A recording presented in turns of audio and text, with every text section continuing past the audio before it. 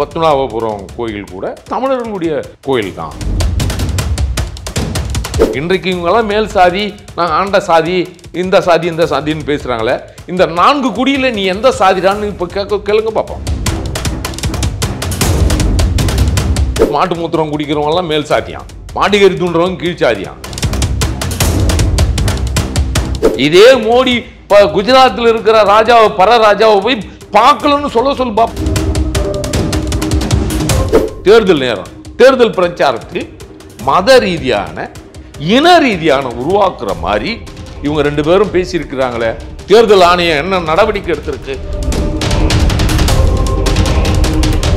இது மாதிரி பரவி வாழ்ந்த பறையர்களுடைய எச்சமாக இன்றைக்கு பூரி ஜெகநாதர் கோயில்.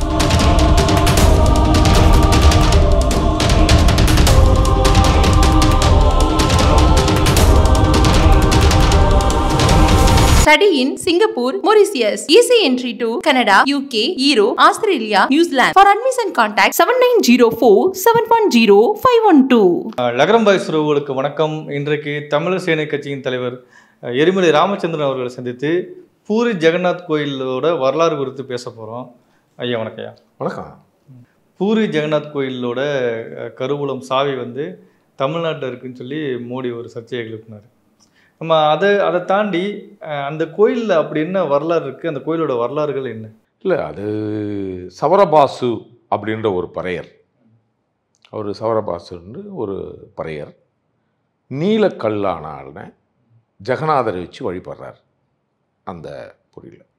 உங்களுக்கு தெரிஞ்சிருக்கும், ஒரு நேரத்தில் இன்றைக்கு சொல்கிற இந்த நாடு சீன பெருஞ்சுவர் வரைக்குமே தமிழருடைய ஆளுமையில் இருந்தது. குறிப்பாக முதுகுடி தமிழர்களுடைய ஆளுமையில் இருந்தது. மொஹஞ்சதாரோ ஹரப்பா நாகரிகங்கள் கூட தமிழர்களுடைய நாகரிகம்தான். அப்படித்தான் தமிழர்கள் குறிப்பாக முதுகுடி அப்போ சாதியெல்லாம் கிடையாது, ஆதியில் பரவி வாழ்ந்தார்கள். இந்த தேசம் முழுக்க பரவி வாழ்ந்தார்கள். பூரி ஜெகநாதரில் நீலக்கல்லை வச்சு, அந்த நீலக்கல்லான ஜெகநாதரை வச்சு வணங்கிய சவரபாசு என்ற ஒரு பறையர் வணங்குறாரு. இந்த தகவலுக்கு மன்னர்களுக்கு கேட்கப்பட்டு அனந்தவர்மன் என்று நினைக்கிறேன், அந்த அனந்தவர்மன், ஏன்னா ஒப்பட்டு இதை எழுதியிருக்காரு. ஒப்பட்டு தன்னுடைய ஆய்வு நூலில் இந்த கோயில் பறையருடைய கோயில்னு எழுதியிருக்காரு. கேப்டன் கலியபெருமாள் என்றவர் தமிழர் உண்மைகள் என்ற நூல்லையும் இந்த பூரி ஜெகநாதர் கோயில் பறையருக்கு சொந்தமானதுன்னு எழுதியிருக்காரு. அது அப்படி வணங்கும்போது அப்புறமா அங்கே கோயில் கட்டப்பட்டது. முழுக்க பறையர்களுடைய ஆளுமையிலேயே இந்த பூரி ஜெகநாதர் கோயில் இருந்துச்சு.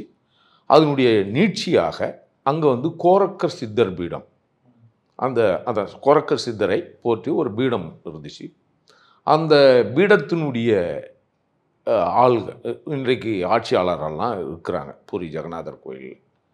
இது முழுக்க நான் முதுகுடி தமிழர் தான் நான் சொல்கிறேன். இது பறையர்னு கூட இது முழுக்க தமிழர்னே எடுத்துக்கலாமே.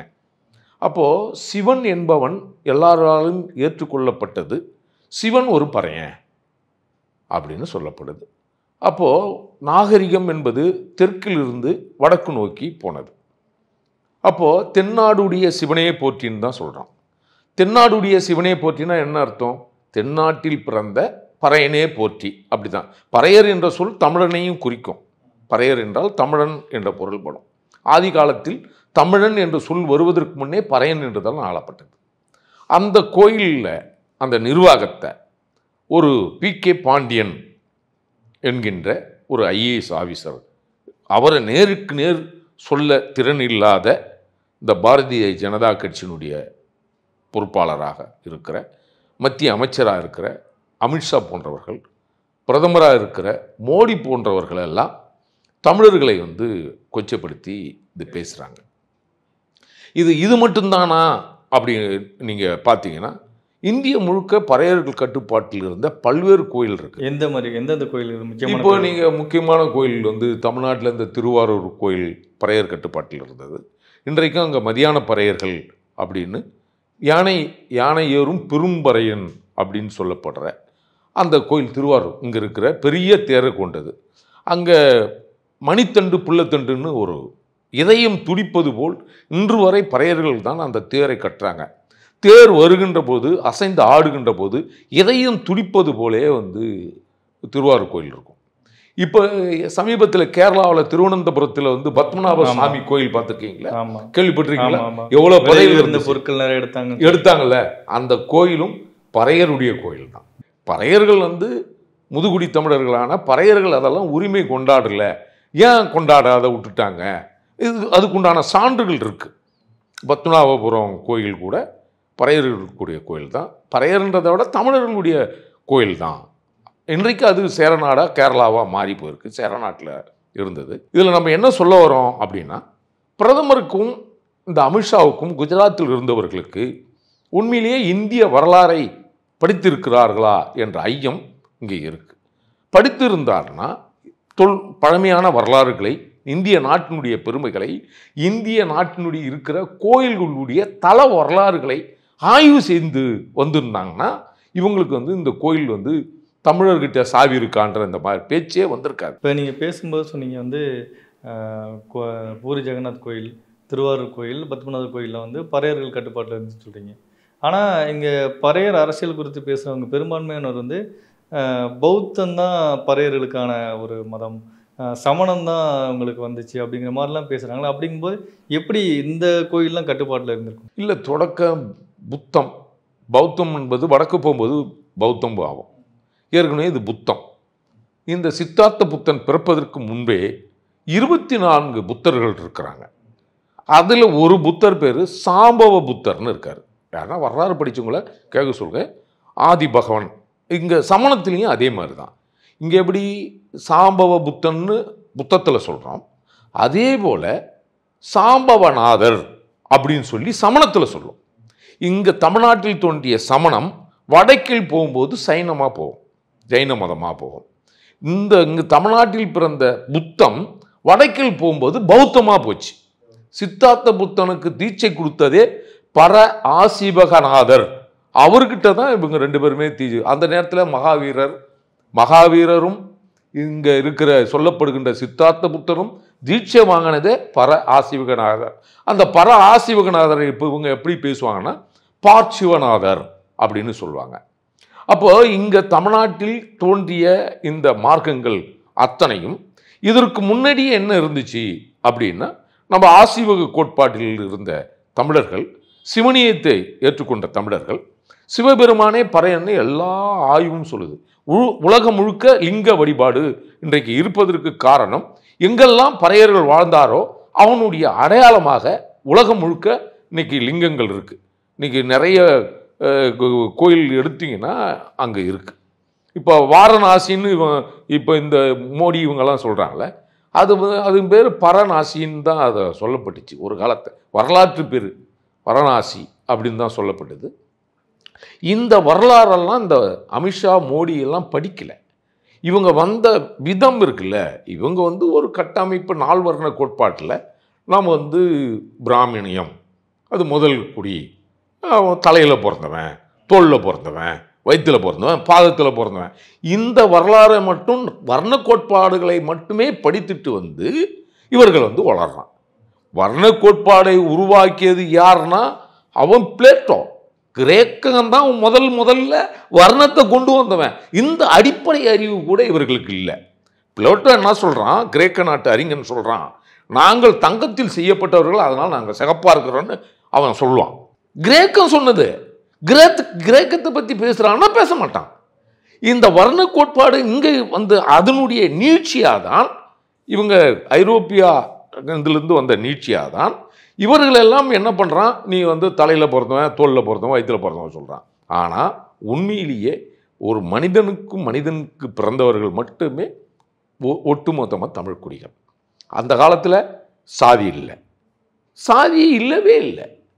எந்த புறநானூறு அகநானூறு எதில் ஒன்றாலும் எடுத்து பார்த்தீங்கன்னா என்ன புறநானூற்று 356வது ஒரு பாடல் இருக்குது. பாணன், பறையன், துடியன், கடமன், இந்த 4 குடி இல்லாத இங்கே எவனுமே இல்லை. இன்றைக்கு இவங்கெல்லாம் மேல் சாதி, நான் ஆண்ட சாதி, இந்த சாதின்னு பேசுகிறாங்களே, இந்த 4 குடியில் நீ எந்த சாதிடான்னு இப்போ கேளுங்க பார்ப்போம். இந்த 4 குடி இல்லாத இங்கே சாதி இல்லை இங்கே ஆளே இல்லை. அப்போ நீ மேல் ஜாதின்னு ஒருத்தன் சொல்கிறான்னா, தம்பி பறையனை கீழ் ஜாதியாக பார்க்குற, 4 குடி தான் சொல்லுது.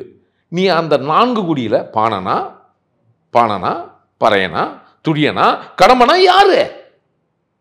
இதெல்லாம் இருக்கா? பாணர்கள் இருக்கிறாங்களா? கம்மியாக தான் இருக்காங்க. இன்னைக்கும் இருக்காங்க பாணர்கள். துடியன் இருக்காங்களா? இல்லை. கடம்பன் இருக்கிறாங்கன்னா இல்லை. இன்றைக்கு கடம்பத்தூர் இதெல்லாம் நம்ம சொல்கிறோமே, கடம்பர் அதெல்லாம் வந்தது தான். இப்போ வந்து நந்தன் என்கின்ற மன்னனை வந்து திருநாளை போவார்னு மாற்றி வச்சிருக்கீங்க. நந்தன் வரலாறு சொன்ன கதையும் தப்பு. இங்கே பறையர் வரலாறை வந்து புறக்கணிக்கப்பட்டு அப்படியே வந்து ஒரு மன்னனை அடிமையாக காட்டின ஒரு தேசமாக இந்த மண் இருக்கு.